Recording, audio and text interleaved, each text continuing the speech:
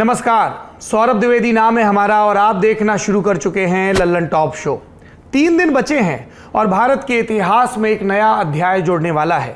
देश की पहली आदिवासी महिला राष्ट्रपति द्रौपदी मुर्मू शपथ लेने वाली हैं। जी, आपने सही सुना। आज का दिन मतों की गिनती का दिन था।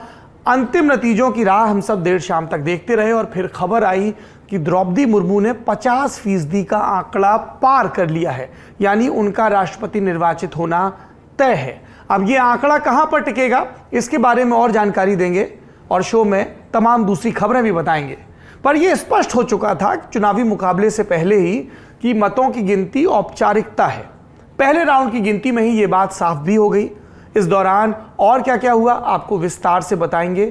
क्रॉस वोटिंग की खबरों पर भी जिक्र करेंगे, चर्चा करेंगे। लेकिन शो में सबसे पहले दिन का वीडियो।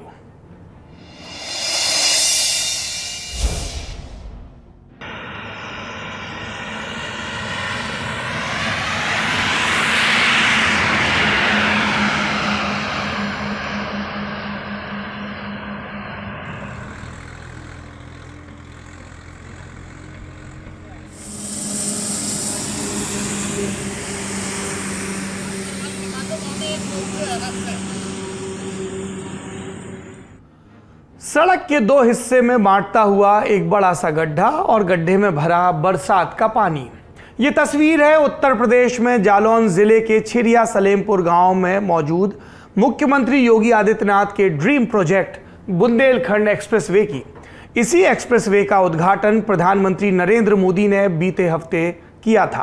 तारीख थी 16 जुलाई।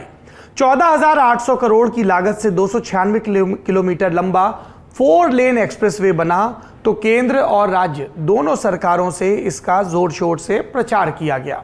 उद्घाटन कार्यक्रम में प्रधानमंत्री मोदी, मुख्यमंत्री योगी सभी मौजूद थे। सरकारी महकमा मौजूद था और तब इस पर भी बात की गई कि प्रोजेक्ट कैसे समय से पहले, तय डेडलाइन से पहले पूरा हुआ और किस तरह बुंदेलखंड के विकास में यह सहायक सिद्ध होगा। उद्घाटन से कुछ हफ्ते पहले लल्लन टॉप भी इस प्रोजेक्ट को देखने गया था और तब यह दिख रहा था कि प्रोजेक्ट बढ़िया बना है, लेकिन लास्ट मिनट की फिनिशिंग का काम चल रहा था। रफ्तार की बात हुई, काम की बात हुई और उस दौरान हमने जिम्मेदार अधिकारियों से इसके बाबत बात भी की थी। अब लग रहा है कि कुछ कमी रह गई और ये कमी एक्सप्रेसवे पर हुई पहली बारिश के बाद साफ नजर आई। सड़क पर गड्ढा नजर आया और फिर रिपेयरिंग का काम। तो सरकार के आलोचकों ने कहा कि भ्रष्टाचार का गड्ढा है, जितनी जल्दी काम पूरा हुआ उससे भी जल्दी सड़क के एक हिस्से का काम तमाम हो गया। सड़क धंसने के कारण कुछ वाहन इसकी चपेट में आए, लेकिन गनीमत यह रही कि कोई बड़ी घटना नहीं हुई। इसके बाद राहगीरों ने घटनास्थल का वीडियो बनाया और देखते ही देखते ये सोशल मीडिया पर वायरल हो गया। आज वो वीडियो भी आया जिसमें सड़क धंसने वाली जगह को जेसीबी मशीन की मदद से खोदा गया और उसकी रिपेयरिंग का काम शुरू हुआ। लेकिन लोग लगातार एक्सप्रेसवे की गुणवत्ता पर सवाल उठा रहे हैं। समाजवादी पार्टी के मुखिया अखिलेश यादव ने घटनास्थल का वीडियो ट्वीट कर इसे भाजपा के आधे अधूरे विकास की गुणवत्ता का नमूना बताया। मामले पर जालौन की जिलाधिकारी चांदनी सिंह ने कहा कि उन्होंने यूपीडा के अधिकारियों को इसकी जानकारी दे दी है। बुंदेलखंड एक्सप्रेसवे के उद्घाटन से पहले लल्लन टॉप, जैसा मैंने आपको बताया, ने अधिकारियों से बात की थी। यूपीडा के चेयरमैन और एसीएस होम आईएएस अधिकारी अवनीश अवस्थी ने तब क्या दावे किए थे, सुनिए। ये इस तरह के जो प्रोजेक्ट्स, रोड के प्रोजेक्ट्स अगर आ रहे हैं तो इससे फ़ायदा इस टूरिज्म इंडस्ट्री को मिलेगा। अभी मुझे बताया गया कि चित्रकूट में बहुत सारे नए होटल के प्रोजेक्ट्स आ रहे हैं, बहुत सारे नए जो है टूरिज्म रिलेटेड कोई ना कोई इंडस्ट्री आ रही है। वेलनेस टूरिज्म का काफ़ी पोटेंशियल है चित्रकूट के आसपास। वहाँ पर ग्रामोदय विश्वविद्यालय में वैसे ही आरोग्य धाम वगैरह है ही है। तो ये चीज को आगे बढ़ाने के लिए यही सब जो इंफ्रास्ट्रक्चर है ये जरूर आगे पुश करेगा। ये तो इंफ्रास्ट्रक्चर अगले 50-100 साल के लिए है, तो इसमें निश्चय ही आगे आने वाले समय में हम देखेंगे कि कहीं ना कहीं बहुत विशेष लाभ मिलेगा। यूपीडा मुखिया का दावा था कि रोड और इसके इर्द गिर्द बिल्ड होने वाला इंफ्रास्ट्रक्चर 100 बरस तक चलेगा, पर आलोचकों ने कहा कि 100 दिन भी नहीं हुए और सड़क में खराबी आ गई। एक्सप्रेसवे बनाने का जिम्मा है Uttar Pradesh expressway industrial development authority यानी यूपीडा के पास। इस मामले को लेकर हमें लगा कि यूपीडा का पक्ष भी जानना चाहिए। हमने बात की यूपीडा के जनसंपर्क अधिकारी दुर्गेश उपाध्याय से। उन्होंने क्या बताया, ये घटना रात को 1:30 बजे हुई थी। वाटर लॉगिंग हुई, सड़क के किनारे का एक हिस्सा हल्का सा दबा तो हमारी टीमें रात में 1:30 बजे वहां पहुंची। इसके बाद उन्होंने आयताकार तरीके से पुराना मटेरियल निकालकर नया मटेरियल डाल दिया। जिस समय काम चल रहा था उसी समय किसी ने वीडियो बना लिया और ये फोटो खींच ली। इसके बाद उन सज्जन ने ट्वीट कर दिया और वीडियो वायरल हो गया। इसके बाद सड़क चालू भी हो गई। ये होता रहता है। आगरा लखनऊ एक्सप्रेसवे के दौरान तो 100 मीटर तक गड्ढा हो गया था, लेकिन इसमें ऐसा कुछ नहीं हुआ। ये तो यूपीडा का पक्ष था। इसके बाद हमने अलग अलग विशेषज्ञों से जानना चाहा कि क्या सड़क निर्माण में ये सामान्य है। 2 तरह के पक्ष सामने आए। कुछ विशेषज्ञों ने कहा कि अगर सड़क की गुणवत्ता का पूरा ख्याल रखा जाए हर इंच पर, तो इस तरह की घटना होने की आशंका कम होती है। और कई सिविल इंजीनियर्स ने यह कहा कि जब सड़क बनती है, लंबी सड़क बनती है, तो बीच बीच में कहीं इस तरह की वाटर लॉगिंग हो सकती है। इसीलिए कई बार बिल्ड ऑपरेट ट्रांसफर जैसे फॉर्मूले सामने आते हैं कि रख रखाव की भी जिम्मेदारी हो और कहीं भी वाटर लॉगिंग हो, और अगर कहीं नीचे मिट्टी है और उसके धसकने की वजह से सड़क बैठ रही है तो उसे रिपेयर किया जा सके। सब तरफ राजनीति और अपने अपने दावे, लेकिन एक सत्य तो यह है ही कि जिस बुंदेलखंड एक्सप्रेसवे को बड़ी उम्मीदों के साथ बुंदेलखंड के लिए, यूपी के लिए, देश के लिए समर्पित किया गया था, वहां से ये जो पहली खबर आई उद्घाटन के बाद, उसने इन दावों पर सवाल उठाए हैं। ये दिन का वीडियो था। अब बढ़ते हैं सुर्खियों की तरफ। आज कोलकाता की सड़कों पर टीएमसी कार्यकर्ताओं का हुजूम उमड़ा। मौका था शहीद दिवस का, जिसे टीएमसी हर साल 21 जुलाई को मनाती है। इस कार्यक्रम के बीच जमकर बारिश हुई और करीब 30 मिनट बाद जब बारिश थमी तो मुख्यमंत्री ममता बनर्जी ने अपना भाषण शुरू किया। ममता ने जीएसटी, जांच एजेंसियों के दुरुपयोग और राज्यों में सरकार गिराने को लेकर बीजेपी पर हमला किया। उन्होंने बांग्ला भाषा में कहा, भाजपा सरकार रोजमर्रा की आवश्यक वस्तुओं पर भी जीएसटी लगा रही है। वे इस टैक्स सिस्टम को लागू करके लोगों के मुंह से खाना छीनना चाहते हैं, जिससे मिष्टी, लस्सी और दही जैसी वस्तुओं की कीमत बढ़ जाएगी। मैं ये निर्णय जनता पर छोड़ती हूं कि क्या वे ऐसी सरकार चाहते हैं जो वस्तुओं के दाम बढ़ाने के अलावा कुछ न करे या देश के सर्वांगीण विकास के लिए काम करे। आगे ममता ने कहा कि बीजेपी जब 2024 में सरकार बनाने में असफल रहती है तो विपक्षी दलों को सरकार बनाने के लिए एक साथ आना होगा। अब आपको लग रहा होगा कि यह शहीद दिवस क्या है, टीएमसी का इससे जुड़ाव क्या है। 1993 की एक घटना है। इस बरस में 21 जुलाई के दिन चुनाव में पारदर्शिता लाने के लिए फोटो वोटर कार्ड को लागू करने की मांग को लेकर एक रैली आयोजित की गई थी और उस रैली का नेतृत्व ममता बनर्जी कर रही थी। राज्य में उस समय लेफ्ट की सरकार थी और ज्योति बसु मुख्यमंत्री थे। ममता बनर्जी कांग्रेस से जुड़ी थी और राज्य की युवा कांग्रेस इकाई की अध्यक्ष थी। रैली के दौरान पुलिस ने गोलीबारी की, जिसमें 13 कांग्रेस कार्यकर्ताओं की मौत हुई और कई लोग घायल हुए थे। ममता उस समय उभरती हुई नेता थी। इस घटना ने राज्य में उनके लिए सहानुभूति पैदा कर दी थी। साल 1998 में टीएमसी का गठन हुआ और तब से लेकर आज तक 21 जुलाई के रोज शहीद दिवस के रूप में पार्टी मनाती है। बीच में 2 साल 2020 और 21 में कोरोना के चलते शहीद दिवस नहीं मनाया गया था और ये बात तो जाहिर है कि टीएमसी सत्ता में है तो इसका आयोजन और भी बड़ा हो गया। इस रैली में ममता आने वाले 1 साल के लिए अपनी पार्टी का एजेंडा कार्यकर्ताओं को बताती हैं। चर्चा ये भी हुई कि कितने मुख्यमंत्रियों की विपक्ष के नेतृत्व के लिए दावेदारी होगी, क्योंकि एक तरफ ममता बनर्जी हैं जो विपक्ष को साथ आने की बात कह रही हैं, दूसरी तरफ शरद पवार हैं जिनके यहाँ सभी विपक्षी दल जुटते हैं, कभी राष्ट्रपति तो कभी उपराष्ट्रपति के कैंडिडेट को फाइनल करने के लिए। तीसरी तरफ केसीआर हैं, तेलंगाना के मुख्यमंत्री, जो लगातार प्रधानमंत्री नरेंद्र मोदी पर राजनीतिक हमले कर रहे हैं, और फिर दिल्ली के मुख्यमंत्री और आपके सुप्रीमो अरविंद केजरीवाल तो हैं ही। अगर आप इस विषय पर और विस्तार से जानना चाहते हैं तो ललन टॉप का जो राजनीतिक मामलों से जुड़ा विस्तार से चर्चा करने वाला विद्वानों से, पत्रकारों से पॉलिटिकल शो है नेता नगरी, जरूर देखा करिए। ये शनिवार की सुबह रिलीज होता है। अगली सुर्खी की तरफ बढ़ते हैं। आज देश की सर्वोच्च अदालत सुप्रीम कोर्ट में ज्ञानवापी मामले को लेकर सुनवाई हुई। कोर्ट ने फिलहाल आगे की सुनवाई अक्टूबर महीने के पहले सप्ताह तक के लिए टाल दी है। कोर्ट ने यह फैसला ज्ञानवापी मस्जिद के प्रबंधन से जुड़ी अंजुमन इंतजामिया मस्जिद कमेटी की तरफ से दायर की गई याचिका पर लिया। इस याचिका में सिविल कोर्ट के उस आदेश को चुनौती दी गई थी जिसके तहत मस्जिद का कमीशन सर्वे किया गया था। कोर्ट में इस मामले की सुनवाई justice DY Chandrachud, justice Suryakant और जस्टिस नरसिम्हा की बेंच ने की। बेंच ने सबसे पहले मस्जिद पक्ष से उनकी आपत्ति पूछी तो मस्जिद कमेटी के वकील हुजैफा अहमदी का कहना था कि कमिश्नर बिना हमारी सहमति के नियुक्त हुए। निचली अदालत ने हमारी आपत्ति खारिज की तो हम हाई कोर्ट भी गए। आगे कोर्ट ने पूछा कि मस्जिद पक्ष ने अपनी सारी आपत्तियां जिला जज को दी थी क्या। इस पर हिंदू पक्षकारों के वकील CS वैद्यनाथन ने कहा कि मुस्लिम पक्ष को कमिश्नर की नियुक्ति के फैसले को चुनौती देने का अधिकार ही नहीं है। आगे जस्टिस सूर्यकांत ने कहा कि वे निचली अदालत को निर्देश देंगे कि आपत्तियों पर फैसला किए बिना आयोग की रिपोर्ट पर भरोसा ना करें। साथ ही कोर्ट का कहना है कि वे CPC के आदेश 7 नियम 11 पर फैसले का इंतजार करेंगे और याचिका को लंबित रखेंगे। इसके अलावा अदालत ने 2 रिट याचिकाओं पर भी विचार करने से इनकार कर दिया। इनमें से एक याचिका सर्वे के दौरान एक मस्जिद में पाए जाने वाले कथित शिवलिंग की पूजा करने के अधिकार की मांग को लेकर और दूसरी कार्बन डेटिंग और GPS सर्वेक्षण की मांग करते हुए दायर की गई थी।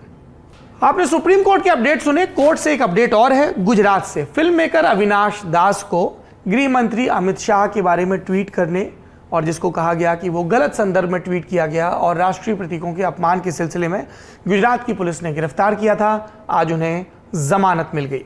इस बारे में तस्वीर ट्वीट करते हुए उनके मित्र और फिल्म लेखक राम कुमार सिंह ने ट्वीट किया तो जानकारी लोगों के सामने आई।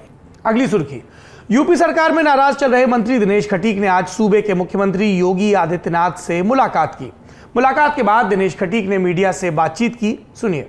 आदरणीय मुख्यमंत्री जी की स्पष्ट नीति है कि उत्तर प्रदेश में जीरो टॉलरेंस पे काम होना है और वो ही सब हमने बातें की हैं।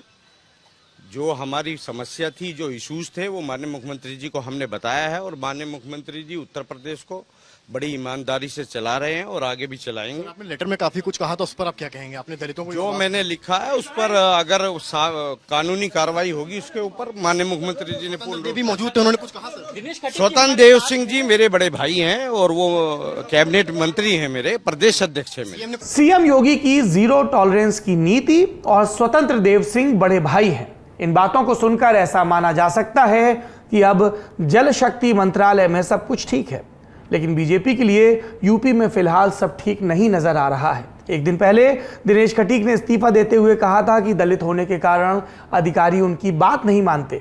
दिनेश खटीक तो मान गए, इस्तीफा वापस ले लिया, लेकिन उन्नाव के सफीपुर से विधायक बंबालाल दिवाकर नाराज बताए जा रहे हैं। बंबालाल ने उन्नाव डीएम और सीडीओ को पत्र लिखकर एग्जीक्यूटिव इंजीनियर रजनीश चंद्र अनुरागी पर गंभीर आरोप लगाए।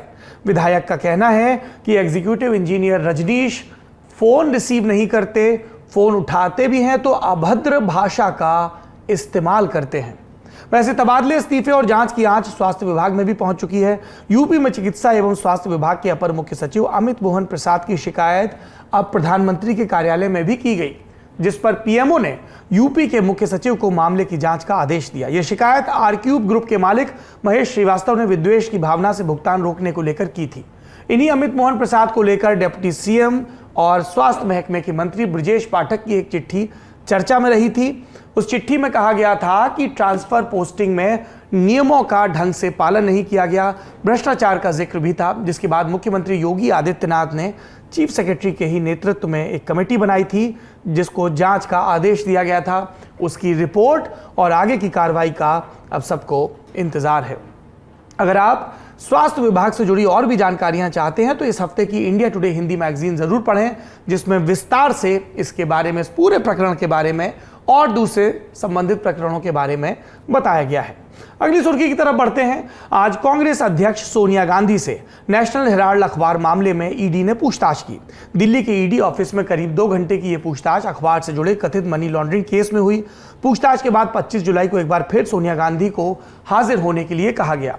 यह पहली बार है जब किसी केंद्रीय जांच एजेंसी ने सोनिया गांधी से पूछताछ की। कांग्रेस ने इस पूछताछ के खिलाफ आज देश भर में प्रदर्शन भी किया। पार्टी ने आरोप लगाया कि सरकार विपक्षी पार्टियों के साथ दुश्मनों की तरह व्यवहार कर रही है। कांग्रेस के साथ कई और विपक्षी पार्टियों ने भी आज एक संयुक्त बयान जारी किया।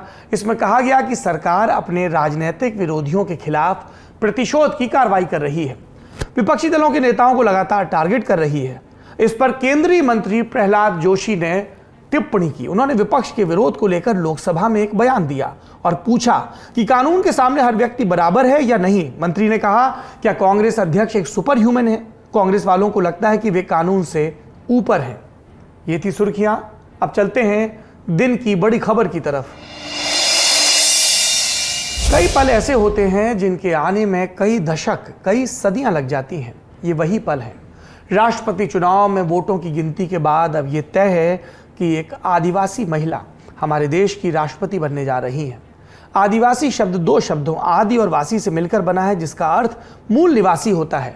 भारत की जनसंख्या का करीब 9%, जो 10 करोड़ से ज्यादा होते हैं, आदिवासियों का है। आप कभी घूमते फिरते झारखंड जाइए, छत्तीसगढ़, उत्तर प्रदेश, बिहार, बंगाल, महाराष्ट्र, मध्य प्रदेश, राजस्थान, नॉर्थ ईस्ट के इलाके या उड़ीसा के इलाके, या दक्षिण भारत में जाइए, हिमाचल प्रदेश में जाइए, उत्तराखंड में जाइए, जम्मू कश्मीर के का जो हिस्सा था, लेह का इलाका, वहां पर जाइए, आपको सब जगह ट्राइब्स मिलेंगी, आदिवासी मिलेंगे, इस देश के सबसे प्रारंभिक निवासी मिलेंगे।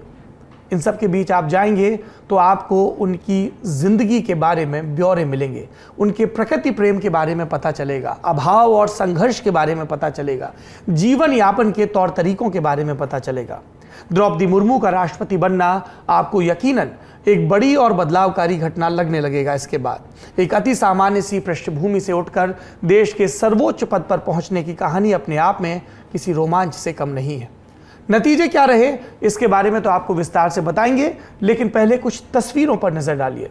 सुबह संसद में वोटों की गिनती शुरू हुई। द्रौपदी मुर्मू की पैतृक जगह ओडिशा के रायरंगपुर से जश्न की तस्वीरें भी फिर सामने आने लगी। फूस और खपड़ैल के मकान, आदिवासियों के पारंपरिक वाद्य यंत्र और उनके सामने आदिवासी महिलाओं का नृत्य। तस्वीर के आगे के हिस्से में स्कूली बच्चे भी डांस करते नजर आए। इस दौरान हमारी नजर स्कूल के अहाते में बनी 3 मूर्तियों पर पड़ी। मन में जिज्ञासा हुई, मूर्तियां किसकी हैं और इस जश्न में स्कूल के बच्चे भी क्यों शामिल हैं। थोड़ी जानकारी जुटाई तो पता चला कि ये 3 मूर्तियां द्रौपदी मुर्मू के परिवार के लोगों की हैं। सबसे पहली मूर्ति श्याम चरण मुर्मू की, जो भावी राष्ट्रपति द्रौपदी मुर्मू के पति थे। दूसरी मूर्ति उनके बेटे लक्ष्मण मुर्मू की और तीसरी मूर्ति उनके छोटे बेटे सिपुन मुर्मू की। ये तीनों वो लोग थे जो द्रौपदी मुर्मू की जिंदगी का अभिन्न हिस्सा थे और जो एक अधूरा पर हमेशा के लिए छोड़कर चले गए। बचपन से स्वभाव में विद्रोह था। शादी द्रौपदी मुर्मू ने अपनी पसंद से की।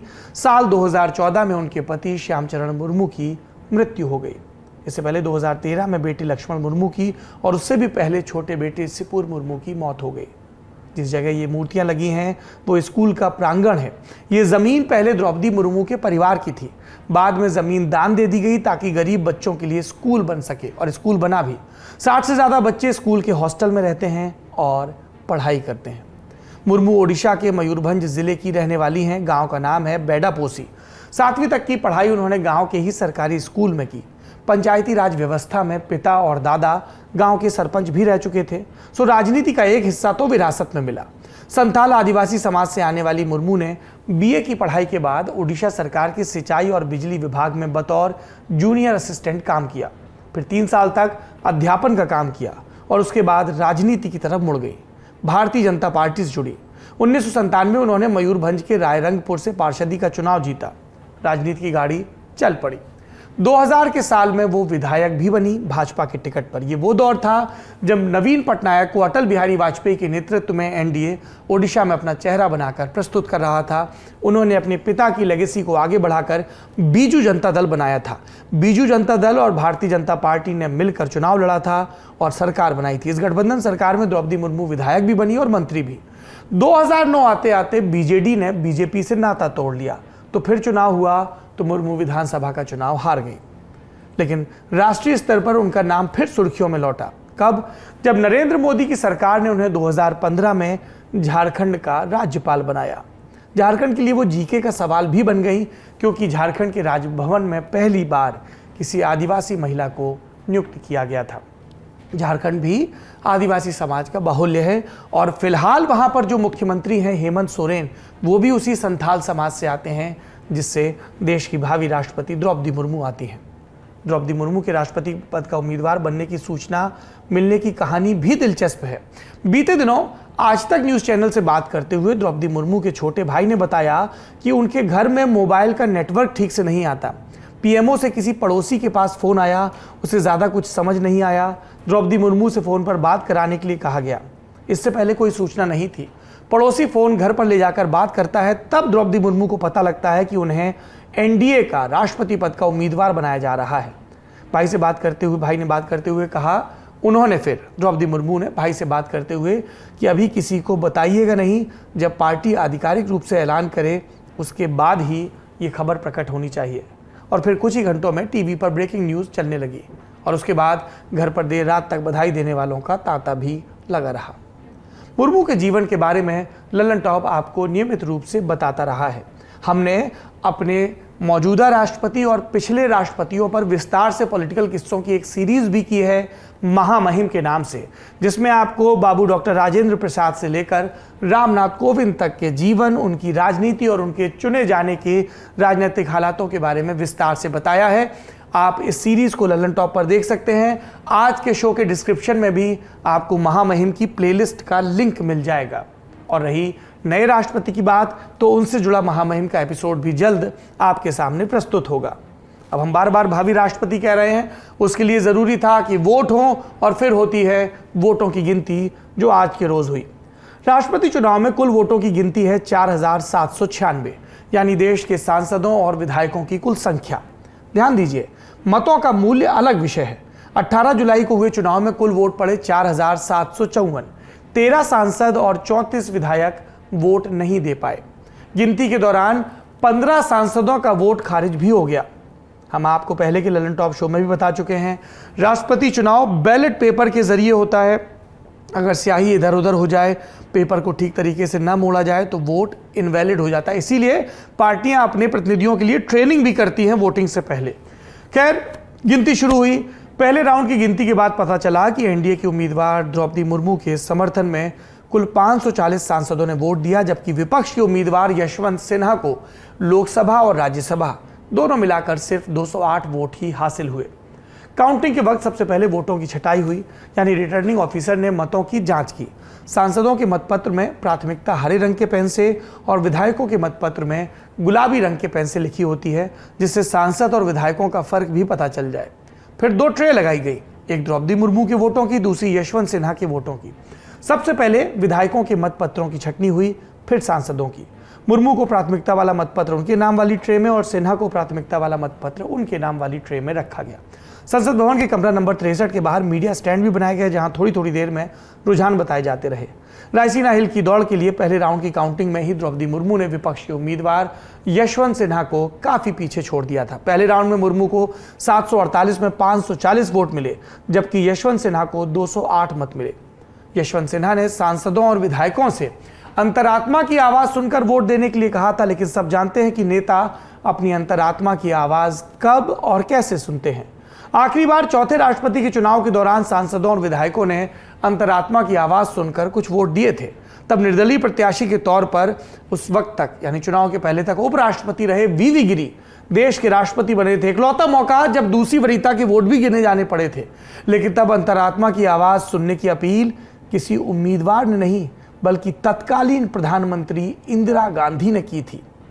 आपको हम इन किस्सों के बारे में पहले भी विस्तार से बता चुके हैं कि कैसे इसके बाद कांग्रेस में दो फाड़ हुई और इंदिरा को कांग्रेस से निकाल दिया गया।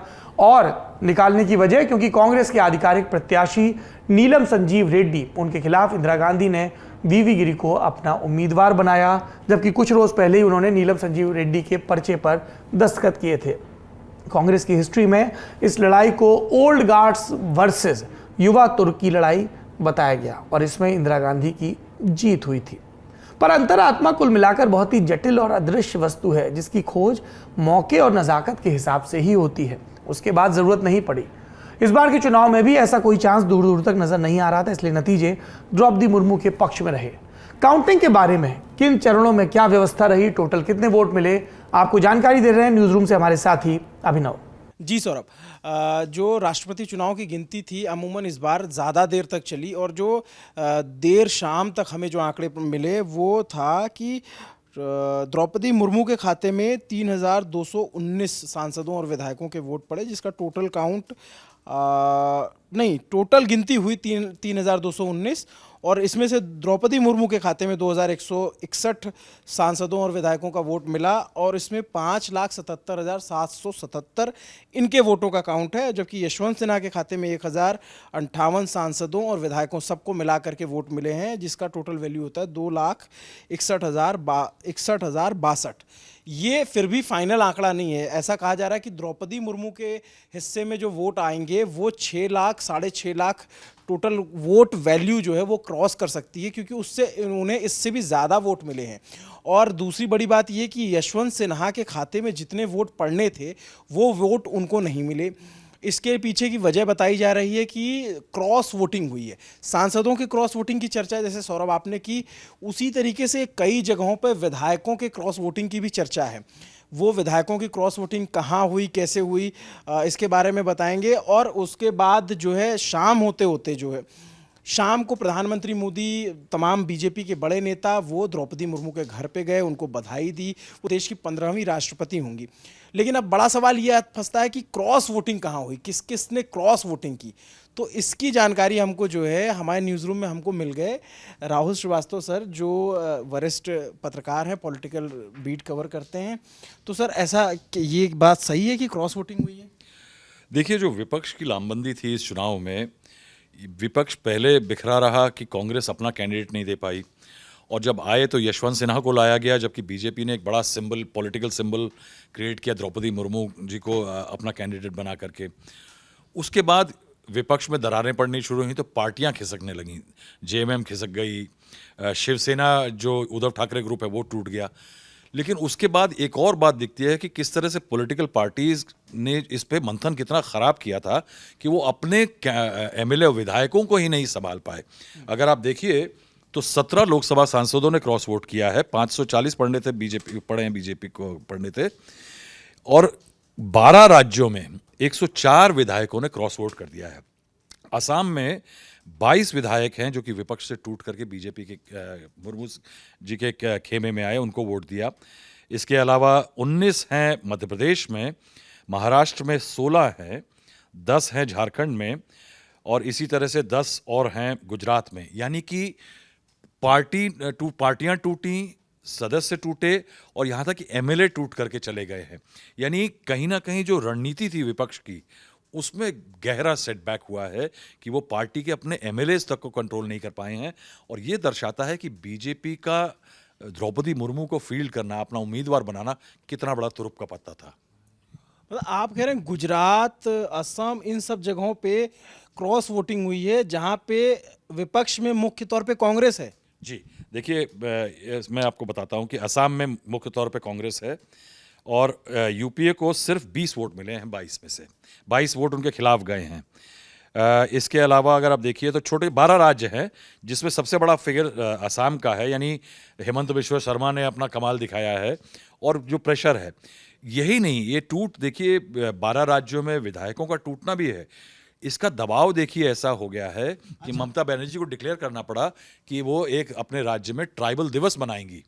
यानी इस फैसले का प्रधानमंत्री के बीजेपी के कि ट्राइबल महिला को आगे करने का, उसके कितने दूरगामी परिणाम हो रहे हैं ये दिख रहा है। और मतलब अब जैसे असम में तो AIUDF हो गया या और छोटे छोटे दल हैं उनके हैं, लेकिन एमपी और राजस्थान में, एमपी और आपने गुजरात की बात की, वहां तो कांग्रेस ही है। यही देखिए कि इस बीजेपी के एनडीए के फैसले का कि द्रौपदी मुर्मू एक ट्राइबल महिला को आगे करने का, ये हश्र ये हुआ है कि उन एरियाज में जहां पे बीजेपी एक समय पे 2019 के चुनाव में ट्राइबल वोट सीटें जो रिजर्व थी, उसमें सबसे ज़्यादा सीटें जीत के आई थी, लेकिन उसके बाद दिख रहा था कि वो इस एरिया में पिछड़ रही है।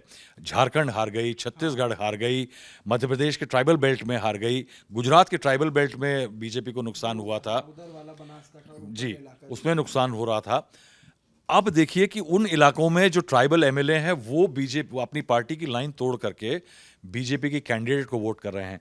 इसका मतलब यही है कि कहीं ना कहीं वो जानते हैं कि बीजेपी के सिंबलिज्म का ट्राइबल वोट जो 11 करोड़ है इस देश में, उन पे क्या इम्पैक्ट होने वाला है।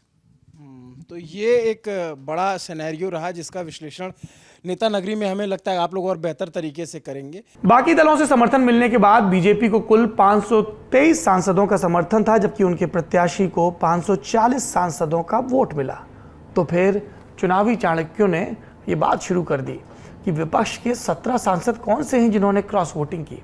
इसमें कितनी सत्यता है ये पूरी तरह कभी नहीं पता चल सकता, क्योंकि गुप्त मतदान होता है। लेकिन सिन्हा को जिस तरह से वोट मिले जो उनकी प्रचलित गिनती से कम थे, तो फिर ये बात तय है कि विपक्ष के कुछ सांसदों ने बीजेपी के पक्ष में अपनी अंतरात्मा को कर लिया। 15 सांसदों का वोट भी खारिज हुआ। अभी उसके ब्यौरे नहीं आए हैं कि वो एनडीए उसके समर्थक सांसदों के वोट थे या फिर विपक्ष के, पर क्रॉस वोटिंग का आंकड़ा कुछ और बढ़ा नजर आ सकता है। इसके बारे में और विस्तार हमें देर रात तक पता चलेगा। हम उम्मीद करेंगे कि कल के शो में आपको बताया जाए। पर नतीजों के ऐलान से पहले ही जश्न की तस्वीरें सामने आने लगी।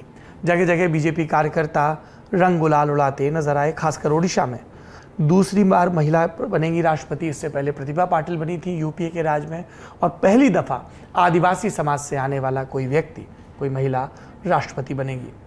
आदिवासी पर अतिरिक्त जोर इसलिए क्योंकि इसे वंचित वर्ग के सम्मान के तौर पर देखा जा रहा है। एक सवाल यहाँ से और जन्मा, वो ये कि क्या किसी व्यक्ति के ऊंचाई पर पहुंच जाने से उसके समाज का विकास होता है? क्या ये प्रतीकात्मक होता है, आत्मसम्मान से जुड़ा होता है, अस्मिता से जुड़ा होता है, या इसके और भी मायने हैं? इस सवाल को लेकर हमारी ऑर्डिनरी की टीम ने आदिवासी समाज की लड़कियों से बात की जो दिल्ली में दूर दराज के इलाकों से पढ़ने आई हैं। सुनिए उन्होंने क्या कहा। आदिवासी प्लस महिला राष्ट्रपति बनी है, तो इसके बारे में आपकी क्या राय? आपको क्या लगता है, इससे क्या जो आदिवासी महिलाएं हैं उनके जीवन में कुछ बड़ा बदलाव आ पाएगा, कुछ बेहतरी हो पाएगी?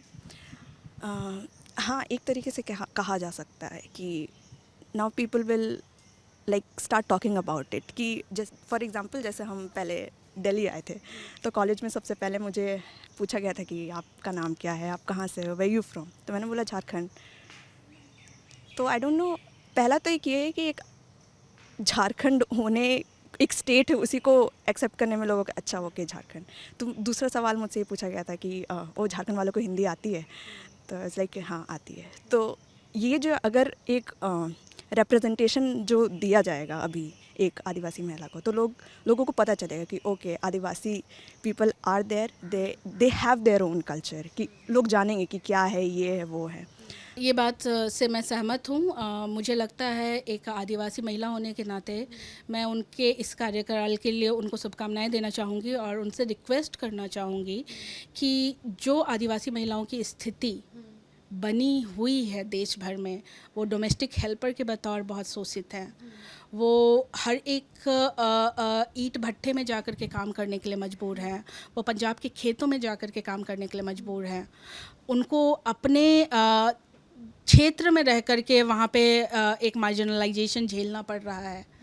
तो इन सब चीज़ों की ओर वो सोचे और अपने पार्टी लाइन से बियॉन्ड जा कर के भी एक आदिवासी महिला होने का वो एक सेब बनाए। राज्यपाल होने के नाते उन्होंने कुछ नहीं किया। अब उम्मीद हम करते हैं कि राष्ट्रपति पद में पहुंचने के बाद वो कम से कम इस चीज़ को डील करें।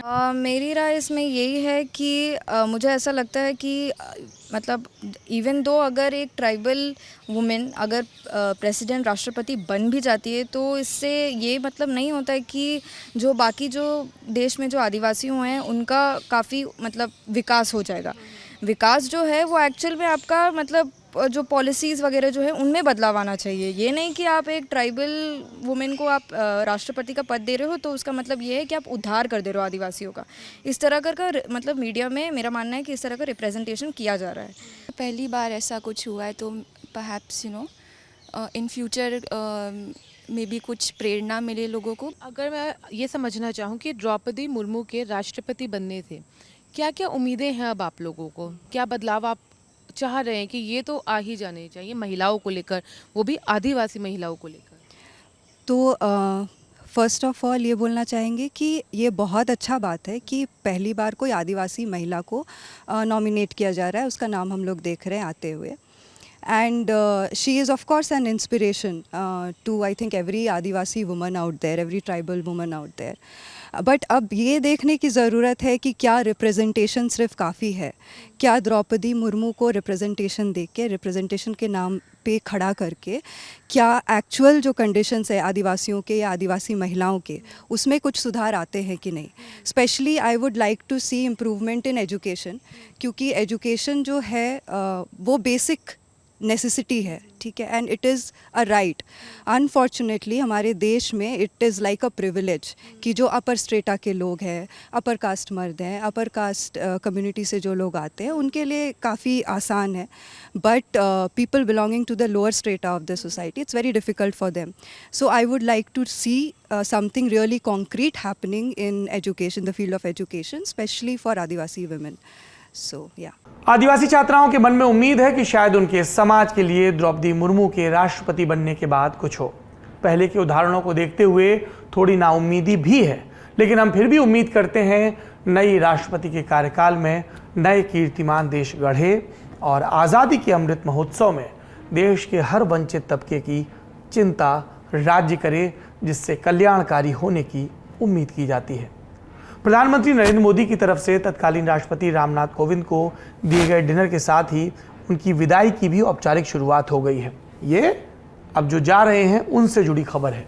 उनके कार्यकाल का विश्लेषण भी हम नेता नगरी में विस्तार से करेंगे। आज के शो के लिए इतना ही। अपना और अपनों का ख्याल रखिए। शुक्रिया। शुभ रात्रि।